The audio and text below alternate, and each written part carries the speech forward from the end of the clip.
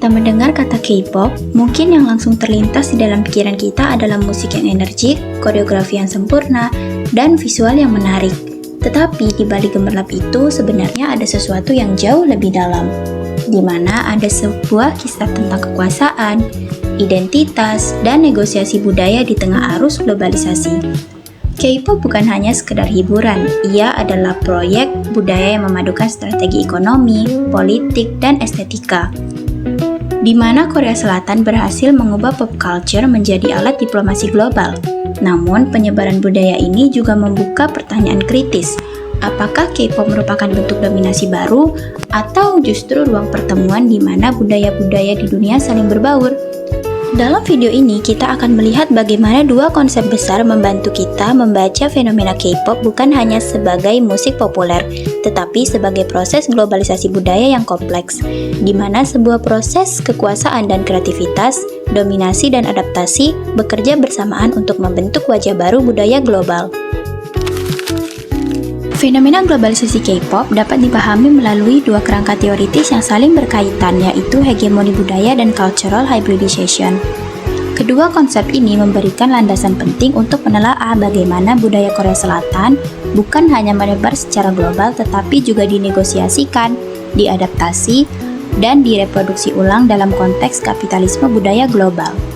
Konsep hegemoni budaya dari Antonio Gramsci menjelaskan bahwa kekuasaan tidak semata dijalankan melalui paksaan, melainkan melalui proses persetujuan sosial yang dibentuk secara halus lewat media dan praktik budaya.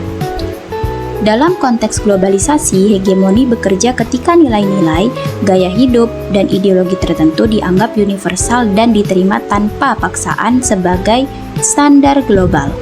Industri hiburan memainkan peran penting di dalam proses ini. Dia tidak hanya memproduksi hiburan, tetapi juga membentuk kesadaran kolektif dan struktur makna yang mendefinisikan apa yang dianggap modern, sukses, dan juga menarik. Nah, dengan demikian, siapa yang menguasai produk budaya juga menguasai cara dunia memaknai realitasnya.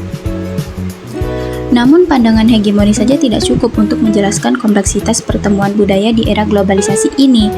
Disinilah relevansi konsep hibriditas budaya dari Homi Bhabha itu muncul. Bhabha menolak pandangan yang membatasi hubungan budaya yang oposisi antara yang mendominasi dan yang didominasi. Menurutnya, setiap pertemuan budaya itu akan menciptakan yang namanya ruang ketiga atau third space, yaitu sebuah wilayah ambivalen di mana makna, identitas, dan praktik budaya itu diproduksi ulang. Melalui hibriditas, budaya tidak hanya disebarluaskan secara sepihak, tetapi juga dinegosiasikan dan ditafsirkan ulang sehingga melahirkan bentuk-bentuk baru yang melampaui batas nasional maupun kultural. Globalisasi budaya Korea melalui K-pop tidak dapat dipahami hanya sebagai fenomena hiburan, tetapi sebagai mekanisme hegemoni yang bekerja melalui media global dan pasar budaya. Sejak awal, ekspor budaya populer Korea merupakan hasil perencanaan yang matang. Pemerintah Korea Selatan menjadikan budaya populer sebagai instrumen diplomasi dan ekonomi melalui kebijakan yang dikenal sebagai Hallyu Export Strategy. Melalui strategi ini, K-pop difungsikan sebagai alat soft power untuk membangun citra nasional sekaligus memperluas pengaruh ekonomi. Industri hiburan seperti SM, YG, dan HYBE berperan sebagai agen hegemoni yang memproduksi, mengatur, dan menstandarkan estetika K-pop agar sesuai dengan selera global. Meski demikian, K-pop tidak beroperasi hanya sebagai bentuk dominasi satu arah. Ia juga merupakan hasil dari proses hibriditas budaya yang kompleks. Musik, koreografi, dan estetika visual K-pop merepresentasikan percampuran antara unsur barat dengan nilai-nilai dan simbol khas Asia Timur. Kolaborasi lintas budaya seperti BTS dengan Halsey atau Coldplay dan Blackpink dengan Lady Gaga maupun Selena Gomez memperlihatkan bagaimana identitas budaya Korea itu dinegosiasikan di ruang global. Produk akhirnya bukan lagi budaya yang murni Korea, melainkan bentuk identitas campuran yang memadukan aspirasi global dengan akar lokal. Fenomena ini tampak jelas pada proyek SM Entertainment seperti NCT dan Super M. NCT dengan konsep Neo Culture Technology menghapus batas geografis dengan membentuk subunit di berbagai wilayah, seperti NCT 127 di Seoul, WayV di Tiongkok, dan NCT Hollywood yang dirancang untuk Amerika Serikat. Keanggotaan multinasional mereka yang mencakup artis dari Korea, Tiongkok, Jepang, Kanada, dan bahkan Amerika Serikat menunjukkan bentuk nyata dari hibriditas representasi. Melalui struktur semacam ini, K-pop tidak hanya mengekspor budayanya, tetapi juga mengintegrasikan identitas global ke dalam sistem produksinya sendiri. Selain itu, Super M juga bahkan melangkah lebih jauh dengan melakukan debut di Los Angeles bersama label Amerika Serikat yaitu Capitol Records yang menandai pergeseran orientasi produksi dari lokal ke global.